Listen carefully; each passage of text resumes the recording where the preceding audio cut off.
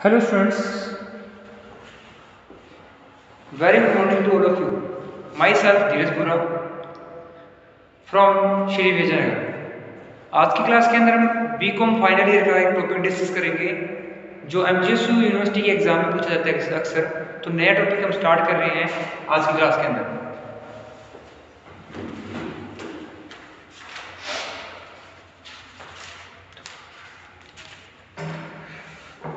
तो last video के अंदर हमने डिस्कस किया था आईएफसी।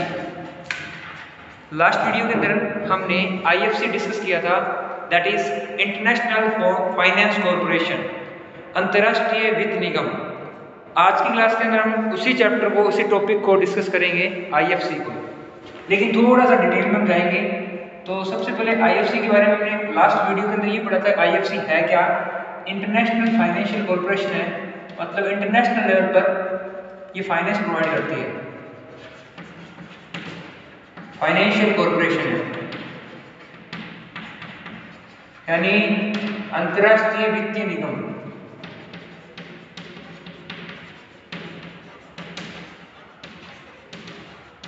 और बेसिकली अंतर्राष्ट्रीय वित्तीय निगम की जो बात कर रहे हैं हम, तो इसकी स्थापना 1952 में हुई थी, विश्व बैंक द्वारा हुई थी। 1952 में इसकी स्थापना हुई थी। और इसकी स्थापना की किसने थी और किसके द्वारा हुई थी?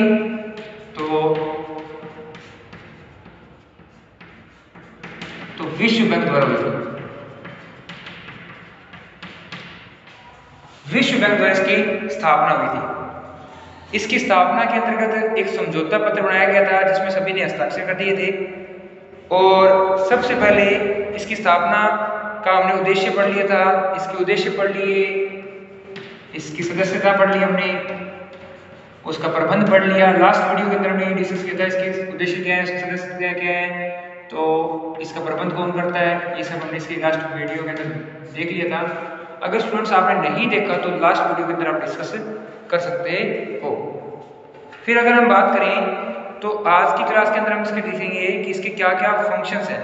ये फंक्शन भी हमने लास्ट क्लास के अंदर कर लिए थे कि कार्य है, क्या कार्य है कि मुख्य रूप से ऋण प्रदान करने का कार्य है इसका।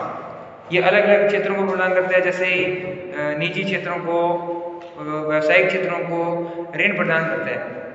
अब हम आज की क्लास के अंदर हम इसकी पढ़ेंगे उपलब्धियां, कि कौन कौन सी उपलब्धियां हैं जो आईएफसी द्वारा ली गई है। आईएफसी तरह तरह की उपलब्धियां हासिल कर रखे हैं।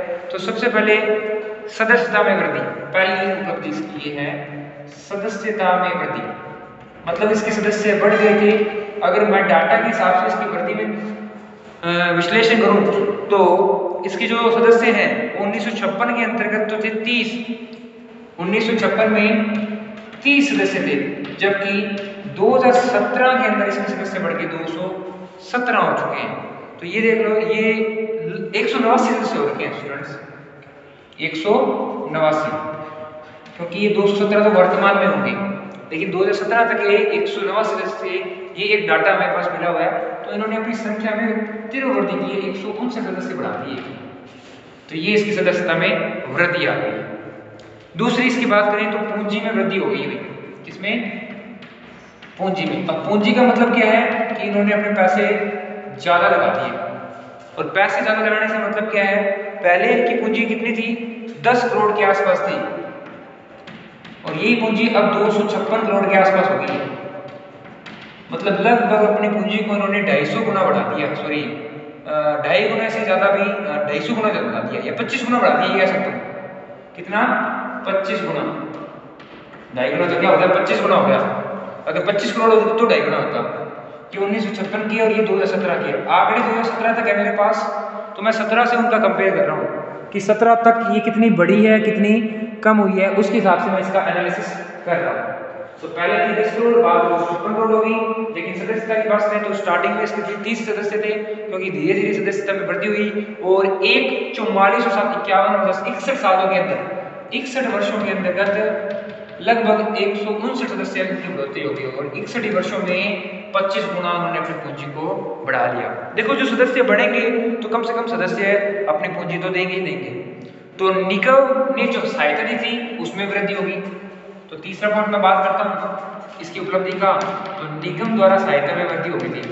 निगम द्वारा सहायता में वृद्धि हो गई, मतलब पहले वो सहायता देता था कम, अब वो सहायता में वृद्धि होने, क्योंकि उसके पास पूंजी बढ़ेगी तो नॉर्मल सी बात है सहायता में वृद्धि होगी ही होगी। अगर इसकी सहायता की बात करें तो पहले ये बहुत कम सहायता उपलब्ध करवाता था, लेकिन अब ये करोड़ों में क्या करता है, सहायता उपलब्ध करवाता है। इसका डाटा लर्न करने की जरूरत नहीं है, क्योंकि डाटा इतना याद करना पॉसिबल भी नहीं है। तो हम बिना डाटा के इसको लिखने की प्रयास करेंगे कि आपके द्वारा दी गई सहायता समय समय पर बढ़ती रही है, ठीक है, और इसकी सहायता प्रतिवर्ष बढ़ती जा रही है, प्रतिवर्ष बढ़ती सहायता, सहायता प्रतिवर्ष क्या हो रही है, बढ़ रही है, और बढ़ने के कारण ही आईएफसी की जो प्रोग्रेस है वो ज़्यादा से ज़्यादा हो चुकी है। इसके बाद आते हैं हमारे पास लाभान्वित देशों में वृद्धि। जो देश इससे लाभान्वित हो रहे हैं, तो लाभान्वित देशों में क्या हो रही है, वृद्धि हो रही है, मतलब उनका विकास हो रहा है। ज़्यादा से ज़्यादा लोगों को, यानी ज़्यादा से ज़्यादा लोगों को इससे सहायता मिल रही है, देशों को इनकी सहायता मिलेगी, क्योंकि लोगों को सहायता देशों के माध्यम से मिलेगी, क्योंकि ये इंटरनेशनल लेवल पे वर्क कर रहा है। और नॉर्मल सी बात है, अगर कोई इंटरनेशनल लेवल पे वर्क करेगा तो उसको सहायता भी देशों को हिसाब से मिलेगी, ठीक है। अगर स्मॉल लेवल के हिसाब से करते हैं तो लोगों को सहायता मिलती, लेकिन अगर हम एक लंबे समय के लिए बात करें तो अंतर्राष्ट्रीय स्तर में जितने भी राष्ट्र रहते हैं सभी को इसकी सहायता मिलेगी। और नेक्स्ट आता है शुद्ध आय में बढ़ोतरी।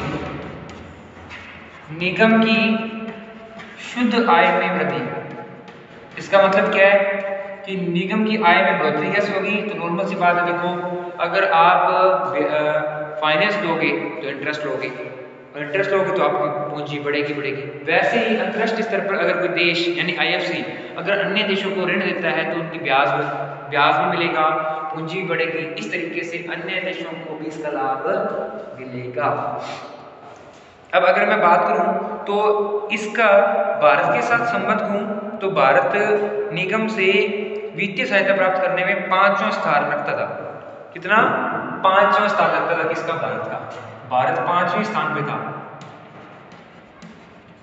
ऑफ इंडिया सहायता में, by taking help from IFC.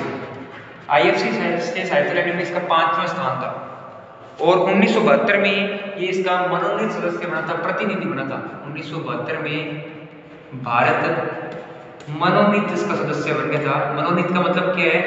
जो एक विशेष प्रस्ताव के द्वारा चुना जाता है, जिसका कोई वोटिंग नहीं होता, मत नहीं होता, बिना कोई मत के अगर चुना जाता है उसे बोलते हैं मनोनीत, ठीक है। लेकिन इसकी वित्तीय अंतर्राष्ट्रीय वित्तीय निगम की कुछ आलोचनाएं भी थी। इन आलोचनाओं के कारण अंतर्राष्ट्रीय वित्त निगम ज्यादा सक्सेसफुल नहीं हुआ था। तो नेक्स्ट क्लास के मतलब इसी क्लास के अंदर हम डिस्कस करेंगे कि इसकी आलोचनाएं क्या क्या है। तो अभी आलोचनाएं डिस्कस कर लेते हैं अपने। चलिए भाई आलोचनाओं को हम डिस्कस कर लेते हैं।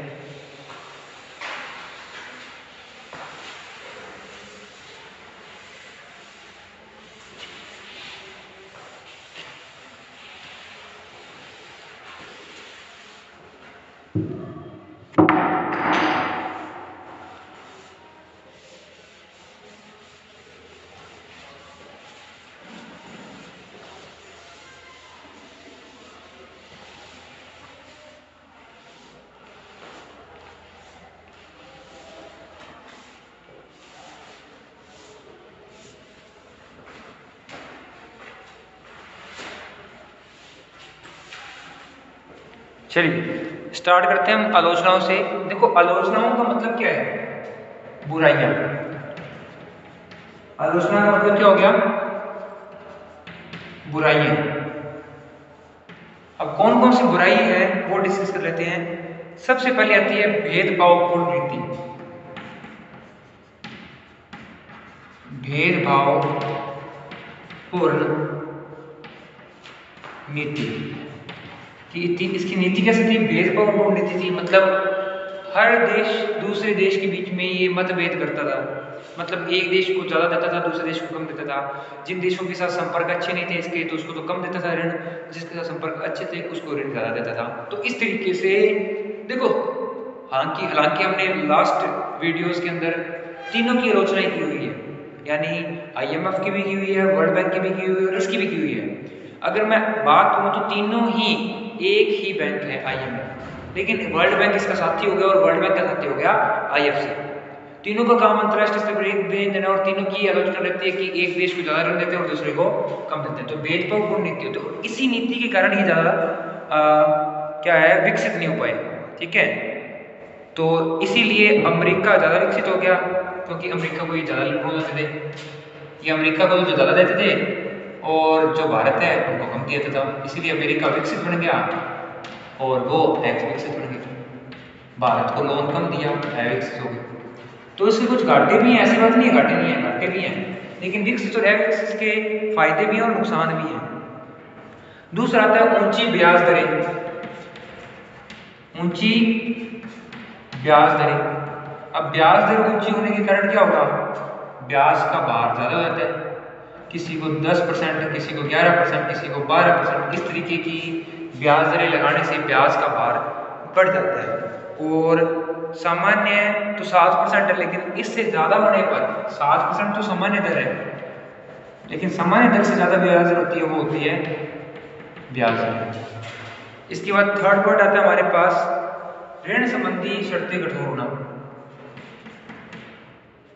ऋण संबंधी कठोर शर्तें, मतलब इनकी जो ऋण संबंधी शर्तें थी वो कठोर थी, ज़्यादा इजी नहीं थी, बहुत ज़्यादा पेपर वर्क होता था और कुछ कंडीशंस भी इतनी थी कि हर कोई बंदा उन कंडीशनों को फॉलो नहीं कर पाता था, पूरा नहीं कर पाता था। और इसी कारण ये थोड़ा सा एक डीमेरिट बन गई, क्योंकि लोग उनकी शर्तें इतनी तगड़ी थी, इतनी मजबूत थी, इतनी कह सकते जटिल थी, इतनी सारी शर्तें की थी, एक शर्त पूरी करे तो दूसरी रह जाती थी, दूसरी पूरी करे तो पहली रह जाती थी, तो इस तरीके से सारी शर्तें पूरी नहीं हो पाती थी। साधनों की अल्पता, चौथा पॉइंट आता है साधनों की अल्पता। साधनों की अल्पता से यहाँ पर क्या मतलब है, साधन कम हुआ करते थे। कम होने का मतलब साधन बहुत ही कम हुआ करते थे, इतने ज़्यादा संसाधन नहीं थे जिससे हम क्या कर सकें, लोगों को ऋण दे सकें। तो इतने कम संसाधन होने के कारण ये ज़्यादा विकसित नहीं हो पाए। लोगों के इनके पास संसाधन इतने कम थे, मतलब पूंजी इतनी कम थी, और पूंजी कम होने के कारण क्या होता है, ये ज़्यादा ऋण नहीं दे पाते थे। इसके बाद आती है हमारे पास लघु उद्योगों को लाभ नहीं। लघु उद्योगों को लाभ नहीं। अब लघु उद्योग कौन से होते हैं, छोटे उद्योग, और छोटे उद्योगों को लाभ नहीं का मतलब क्या है, ये सिर्फ बड़े बड़े उद्योगों को ऋण देते थे, इससे छोटे उद्योगों को ऋण नहीं मिल पाता था, और छोटे उद्योगों को ऋण नहीं मिलने के कारण छोटे उद्योग अल्प विकसित होकर हो जाते थे, वो इनकी श्रेणी में नहीं आते थे। तो नए उद्योगों, लघु उद्योग को लाभ नहीं होता था, जो बड़े उद्योग होते थे वो तो विकसित हो जाते थे, लेकिन जो छोटे उद्योग होते थे वो विकसित नहीं हो पाते थे। तो बड़े उद्योग विकसित होते थे, छोटे उद्योग विकसित नहीं हो पाते थे। तो ये सारी डीमेरिट है, इन्हीं के कारण IFC क्या हुआ था, पैमाने के रूप में सफल नहीं हो पाया था। ये सारी इसकी डीमेरिट थी, इसी कारण IFC है वो अपने वर्तमान में इसका एक अच्छा रूप नहीं ले पाया। ठीक है, तो लास्ट वीडियो के अंदर ये डिस्कस किया था कि IFC के क्या क्या उपलब्धि हैं, यानी फायदे कह सकते हो, और अब की क्लास में हमने डिस्कस किया उसकी आलोचनाएं। तो दोनों ही हमारे लिए उपयोगी हैं। एग्जाम में 6 मार्क्स का क्वेश्चन ये बनता है कि उसकी उपलब्धियां और उसकी आलोचनाएं वो लिखिए, क्योंकि जो आपका पैटर्न है वो बेसिकली अब कोविड के कारण 2 आवर्स का करती है पेपर, जबकि पहले ये 3 घंटे का हुआ करता था। तो अब लॉन्ग क्वेश्चन के आने की संभावना बहुत कम हो गई है, 2 क्वेश्चन आ सकते हैं। 3 आते थे पहले, अब 2 या 1 आने के चांसेस हैं। ऑप्शन में कोई 1 मिल जाता है, 2 मिल जाते हैं कि 2 में से कोई 1 करो, 3 में से कोई 2 करो।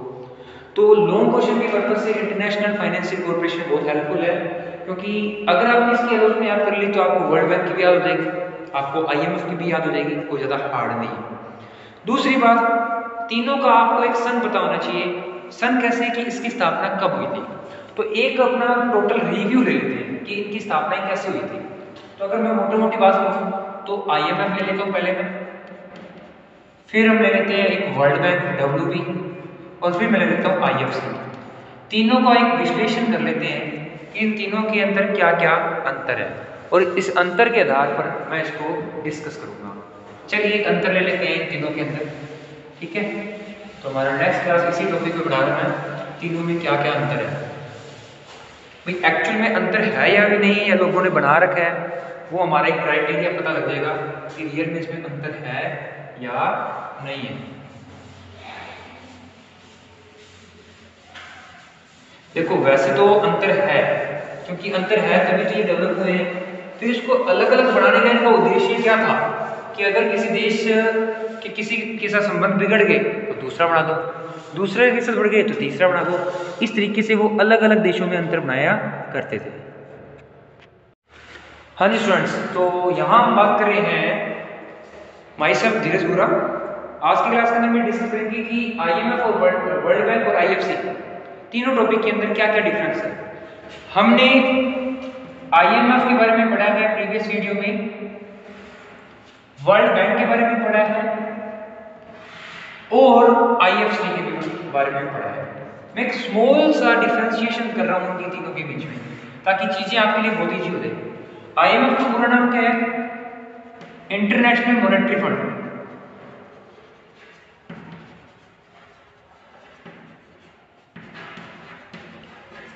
वर्ल्ड बैंक का तो नाम भी है WB, वर्ल्ड बैंक।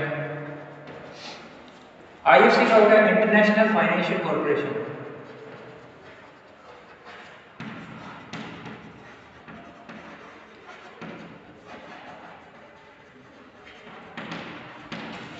हिंदी में से बात करें तो अंतर्राष्ट्रीय मुद्रा कोष, ये क्या करता है? अंतर्राष्ट्रीय स्तर पर मुद्रा प्रदान करता है।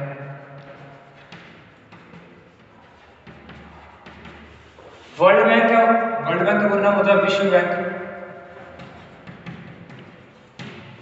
और IFC अंतर्राष्ट्रीय वित्तीय कोष।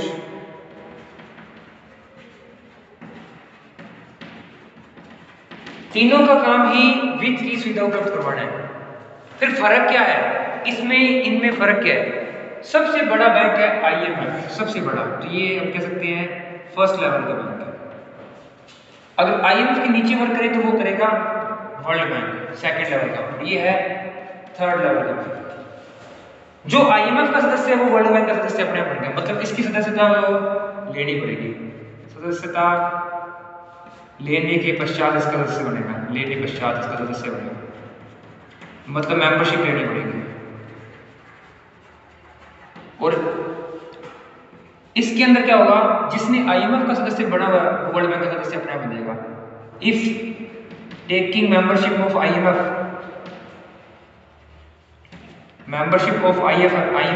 देन वो ऑटोमेटिकली इसका बन जाएगा, वर्ल्ड बैंक का भी बन जाएगा। अगर अंतर्राष्ट्रीय मुद्रा कोष की सदस्यता ली हुई है तो विश्व बैंक की सदस्यता अपने आप मिल जाएगी। और वित्त कोष की बात करें तो अगर इसकी ली हुई है, वर्ल्ड बैंक की ली हुई है, तो वो IFC का सदस्य अपने आप बन जाएगा, IFC का। फिर हम बात करते हैं इनकी स्थापना की। तो स्टूडेंट्स सबसे पहले हम बात करते हैं IMF की स्थापना कब हुई थी। तो स्टूडेंट्स सबसे पहले हम बात करते हैं IMF की जो स्थापना हुई है वो बेसिकली हुई है 22 जुलाई 1944 को इसकी स्थापना का निर्णय लिया था, लेकिन समझौते पर हस्ताक्षर हुए थे 27 दिसंबर 1945 को। तो आप ये कह सकते हो कि 1944-1945 के बीच में इसकी स्थापना हुई थी। लेकिन एग्जैक्ट डेट बताऊं तो सबसे पहले समझौता कब हुआ उसकी डेट है, फिर उसके बाद इसकी स्थापना की डेट है। तो इसकी समझौते की डेट दे रखी है आपको 22 जुलाई 1944, ठीक है। लेकिन इसके जो हस्ताक्षर हुए थे वो हुए थे 27 दिसंबर 1945, 27 दिसंबर 1945। तो एक साल के बाद हुई थी, लगभग 5 महीने और 1 साल बाद, ठीक है, 5 दिन 5 महीने और 1 साल बाद, 22 जुलाई 1944 और 27 दिसंबर 1945, ये तो हुए थे समझौता और ये हुए थे हस्ताक्षर।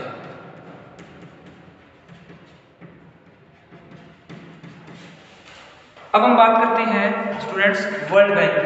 अब स्टूडेंट्स वर्ल्ड बैंक की बात करें तो वर्ल्ड बैंक की जो स्थापना हुई है वो हुई है 27 दिसंबर 1945 को, मतलब ये सेम है जो IMF की OEC की है, लेकिन इसने अपनी जो कार्य प्रारंभ किया है वो 25 जून 1940 को किया है। 25 जून 1946 को। मतलब इसकी स्थापना और इसकी स्थापना सेम हुई है, कार्य प्रारंभ इसने अब किया। स्थापना वो सेम ही है, कितनी? 27 दिसंबर 1945। मतलब दोनों का स्थापना दिवस सेम ही है। और मैं अगर इसकी बात करूं तो इसकी हुई है 11 अप्रैल 1955 को इसने अपना समझौता किया है। अब ये 10 साल बाद है, देख लो आप। 44 में IMF, 45 में सिग्नेचर, 45 में वर्ल्ड बैंक, 46 में वर्क स्टार्ट, और 55 में IFC ने वर्क स्टार्ट किया है अपना। और ये स्टार्ट करने के बाद ये 21 जुलाई 1955 को एप्लीकेबल हो गया था, 1955 को। मतलब ये मान लो कि ये फिक्स डेट तो ये है जो मैंने सर्कल में लिख रखी है, ये दिख रहा होगा आपको, ये डेट इनकी एक्चुअल डेट है। तो बेसिकली तीनों के अंदर डिफरेंशिएट कर दिया मैंने, आप इसके हिसाब से इसको अच्छे से रीड आउट कर सकते हो, ठीक है। यहाँ तक चीज़ें आप क्लियर है क्या? बाकी इनमें कोई रात दिन वाला कोई अंतर नहीं देखने को मिलता है, ठीक है स्टूडेंट्स।